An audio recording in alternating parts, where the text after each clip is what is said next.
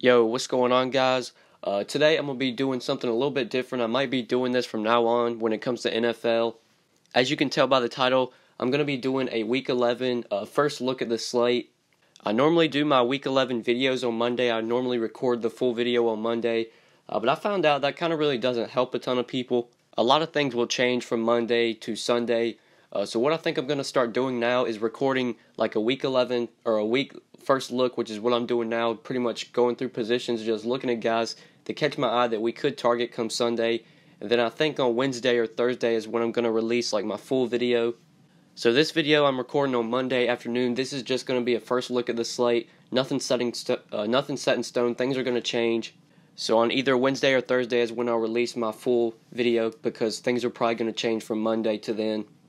But anyways, guys, thank you so much for clicking on the video. Make sure you drop a like. Also, if you are new to the channel, if this is your first time watching a video on my channel, make sure you hit that subscribe button. I do make NFL videos weekly. I also do NBA videos daily and MLB videos daily during the regular season. So you're gonna want to make sure you're subscribed with notifications on, so that way you'll never miss out on any of my new videos. But yeah, guys, let's go ahead and get started looking at this Week 11 slate, looking at quarterback. So like I said earlier, guys, this is my first look on the slate. No research done. This is just going to be me going through the positions and sort of hitting on guys that I think really catch my eye that we could target come Sunday. Like I said, I will make my full video on Thursday with the full picks after we get some injury news, because I'm sure injury news is going to happen throughout the week. But yeah, starting up at quarterback, Tom Brady's at the top here, gets to face Oakland. Obviously, Brady's going to be a guy we're going to target this week. Oakland hasn't been that good defensively this year, especially against the pass. Brady has a nice price tag on him as well at $7,400. I don't want to talk too much about the expensive quarterbacks because you always know to play these guys. Drew Brees is at home against Washington. Like, we know to play Brees at home, even though he hasn't really played that well this year. The running backs have been doing a ton for New Orleans. Brees is still going to be a guy we target. $6,800. Him and Brady are probably the two guys I'd look to pay up for if I do pay up. The cheaper guy that's a little bit cheaper that catches my eye, Derek Carr, playing at home against the Patriots. We know the Patriots' defense has not been that good this year. They have been improving as of late, but still a defense I think we can pick on. So Derek Carr might be a guy we look to this week if we're not going to pay up for Brady or Brees. I think Derek Carr, $6,400, definitely a good spot. Same with Kirk Cousins, $6,100. I know the Saints' defense has really been improving this year, but Cousins is still going to be playing in the Superdome. We know the Superdome is the Coors Field of NFL. A ton of points are always scored in New Orleans. So I think Cousins and Carr might be two interesting options we target in that $6K range. Looking for cheap quarterbacks, this is where I always like to go, especially for cash games, looking for some cheap quarterbacks. There is one quarterback that really catches my eye here that I actually think we might be targeting come Sunday. It's pretty gross, but Blake Bortles, $5,200, going up against the Browns. I think Blake Bortles might actually be a value play we target this week. The Browns are actually a solid defense when it comes to defending the run. They actually have a pretty good run defense, but their pass defense is absolutely terrible. So this definitely could be a good spot for Blake Bortles. Bortles is never a guy I usually roster because he's just not that good of a quarterback. But the dude's throwing the ball a ton. He threw the ball 51 times against the Chargers last week, 38 times against Cincinnati. And I think the run game for Jacksonville, I don't think I'm going to be on Fournette this week against Cleveland. Even though people might say it's the Browns, think it's a good matchup for Fournette. The Browns have actually been a solid run defense, like I said. So we might want to target Blake Bortles here, especially in cash games. Cash games in NFL usually want about 3x the salary. So $5,200, we're going to need about 15, 16 points from Bortles in cash for him to hit value, and he could definitely do that against Cleveland. So he might be a cash game play we target at quarterback to go cheap, so that way we can fit in all the studs that we want to get, like the stud running backs, stud receivers that have a high floor and high ceiling. Always want to target those guys in cash. So Bortles might be an option we target at $5,200 if we look to go cheap. Same with Case Keenum against the Rams. Keenum's been playing really well lately. It looks like the Vikings are going to continue to start him as well. They do have Teddy Bridgewater active, so I'm not sure if Bridgewater's going to start, but the way Keenum's playing, I'm expecting them to keep rolling him out there. So he could definitely be a value play we target at $5,100 if we look to go cheap at quarterback. The last cheap quarterbacks I think we could target would be these Arizona guys. Not really sure who's going to start for Arizona, whether it be Stanton or Gabbert. I actually think Gabbert's going to wind up starting this week. So definitely could consider him at $4,900 for cash games for a cheap quarterback. Houston has not been good defensively this year, especially against the pass, so definitely could target Blaine Gabbert Even though Gabbert I know is not a very attractive option, I always want to consider some cheap quarterbacks because quarterbacks usually a position that's not going to win you the slate. Rarely do quarterbacks go off for like 40 points. Quarterbacks usually just live in the 15 to 25 range. Whereas receivers and running backs, those guys can go off for 40. Those are the guys you want to pay up for. So quarterback's always a position I look to go cheap at. So I think guys like Bortles, Gabbert, Case Keenum, those could be guys we target. But if you do want to pay up, definitely good options here. Brady, Breeze, Carr, Cousins, those are guys that really catch my eye. But yeah, I think that's what I'm seeing for quarterback. Let's go ahead and move on to running back. All right, so up top at running back here, Todd Gurley against Minnesota. Don't think I'm going to be paying up for Gurley this week, at least not as of now. Like I said, this is my first look. Nothing set in stone. I will make my updated picks video on Thursday or Wednesday or Thursday, one of those days. But as of now, don't think I'm going to be on Todd Gurley that much this week. Same with Fournette against Cleveland. The Browns have a solid run defense. Don't really like this spot for Leonard Fournette. I think the pass game is going to do well against Cleveland. Mark Ingram could be an interesting option, 8,100. Even though his price tag has risen a ton, Ingram's just been playing really well lately with Adrian Peterson gone. Ingram's been getting a ton of volume. In his last 4 games, he's seen 22, 18, 16, and 21 rushing attempts, 24, 19, 8, and 34 DraftKings points. When they get in the goal line, Ingram's going to be the guy getting the ball. And he's pretty much their workhorse back. They will put Kamara in there. Kamara's definitely always going to be a guy we want to target as well. He just continues to get the job done.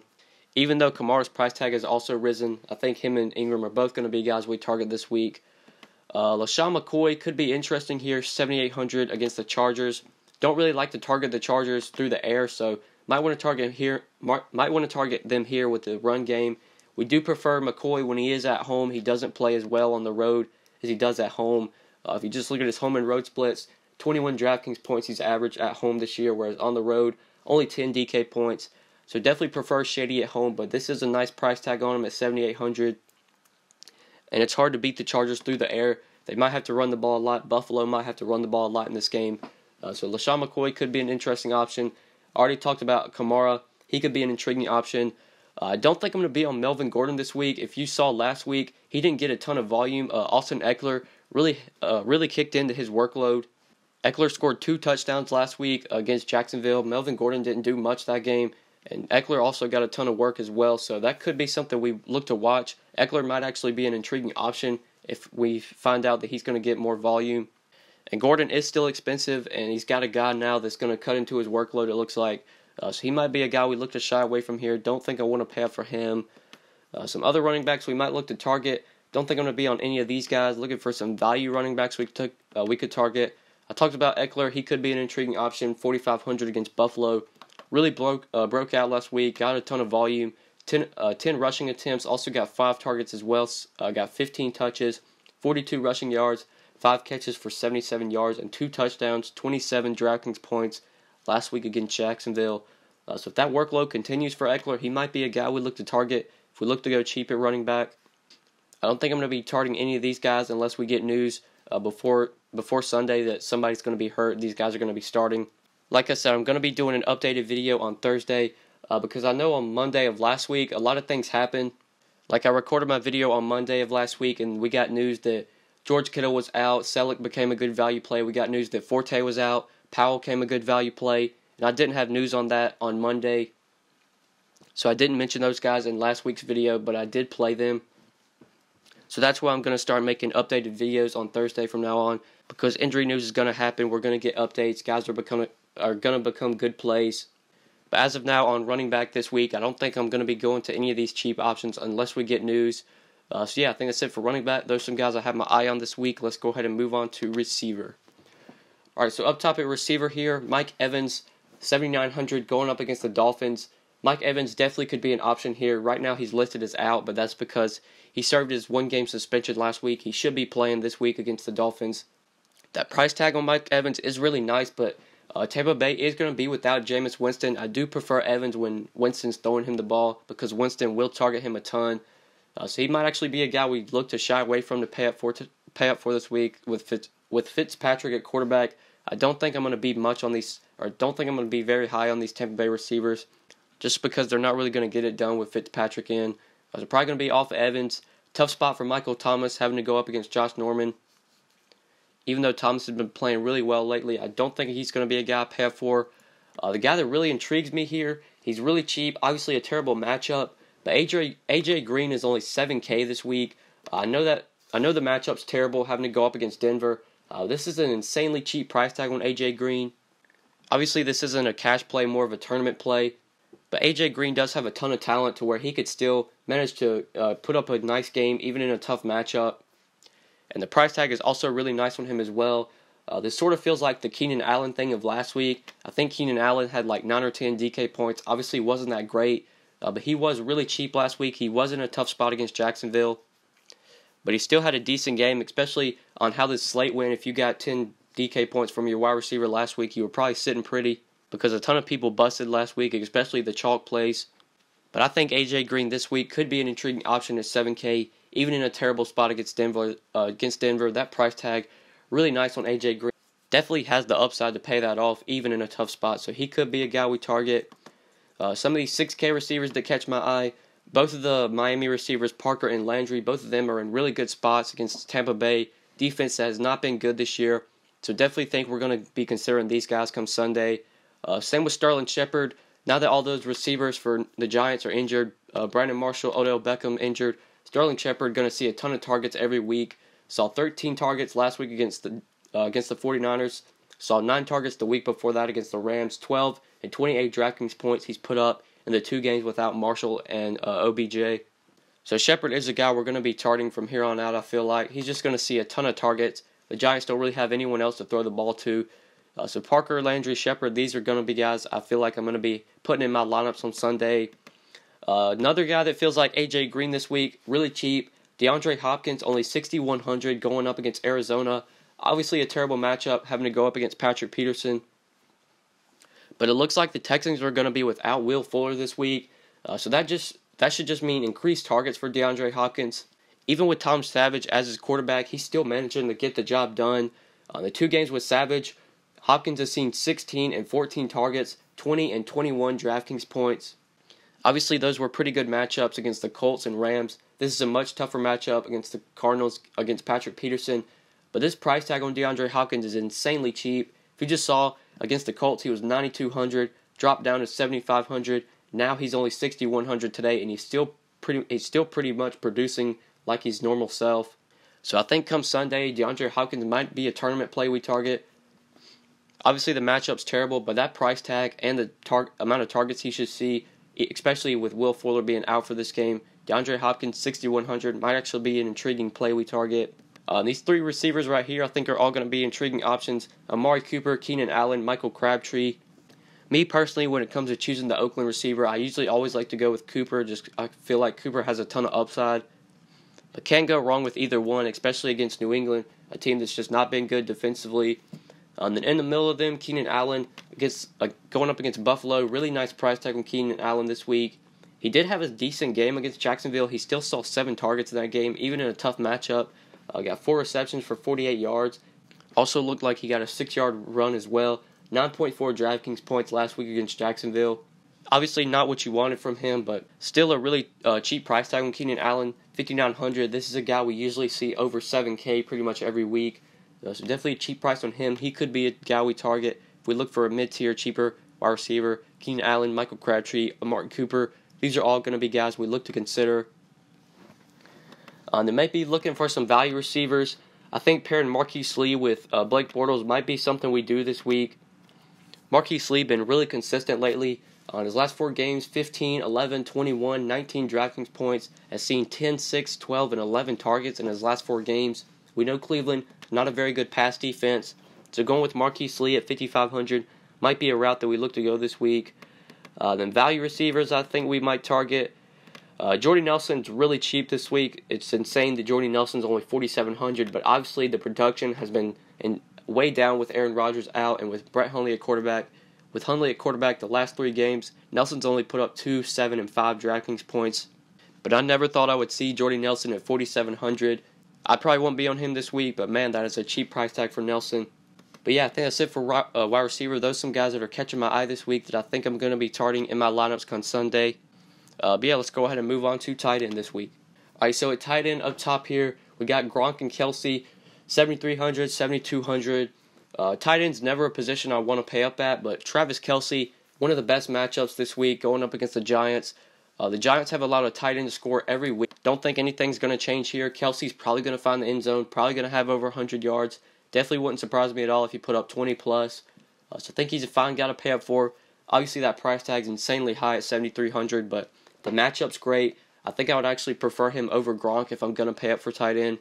But both guys are viable options. Kelce and Gronkowski, pretty much matchup proof. You can always pay up for those guys. Same with Evan Ingram at 6K. Evan Ingram's going to be a guy we're going to target pretty much for the rest of the season now that all those guys are injured for the Giants. Ingram's production has just been so solid the last 4 weeks. 19, 18, 17, and 15 DK points, has scored a touchdown in 4 straight weeks. So he's definitely going to be a guy we target at 6K. If you're looking for some savings off of Kelce or Gronk, Evan Ingram 6K might be a viable option that we look to target. Some cheap tight ends that catch my eye. Maybe a guy like Jared Cook, 4,800, might be a guy we target if we look to go cheap here. Cook is coming off a really nice game in Week 9 against Miami, where he saw 8 receptions for 126 yards, had 23 DraftKings points in that game. Really solid game that week. And now he gets a good matchup against a pretty poor Patriots defense. So Jared Cook, 4,800, might be a guy we target. Same with Vernon Davis. Vernon Davis has been playing really well with Jordan Reed out, has had really solid games. In his last 2 games with Reed out, he's put up, he's seen 9 and 11 targets, 13 and 14 DraftKings points. Really good matchup against the Saints. Possible shootout in this game. Washington, New Orleans could be a high-scoring game this week. So Vernon Davis at 4,600 might be a guy we look to target at tight end this week. And then one cheap tight end that I think we might be considering. I've always said this before, but just play tight ends against Cleveland, play tight ends against the Giants. So Mercedes Lewis at 2,700 going up against the Browns. It might actually be a value play we look to target at tight end. Obviously, this isn't a guy we normally would target, but in this matchup, the Browns and Giants, both of these teams have been absolutely terrible this year against tight ends. I believe Eric Ebron managed to score a touchdown on the Browns last week, and Eric Ebron's terrible. So if Ebron can score a touchdown against the Browns, I think Mercedes Lewis can definitely score a TD against them. So if we need a value tight end come Sunday, he might be a guy we look to target tight end. But yeah, I think that's what I'm seeing for this position. Let's go ahead and move on to defense. All right, so at defense this week, some options that I think we might want to target. Obviously, the Jaguars are probably the best play on the board at 4K going up against Cleveland. You normally don't want to pay up for defense, or at least I don't want to personally, but the Jags against Cleveland, the best defense in the NFL, one of the best defenses in the NFL, going up against one of the worst offenses. Definitely a good spot for them if you want to pay up. But I always like to go a little bit cheaper at defense, so some cheaper defenses that I think we might could target.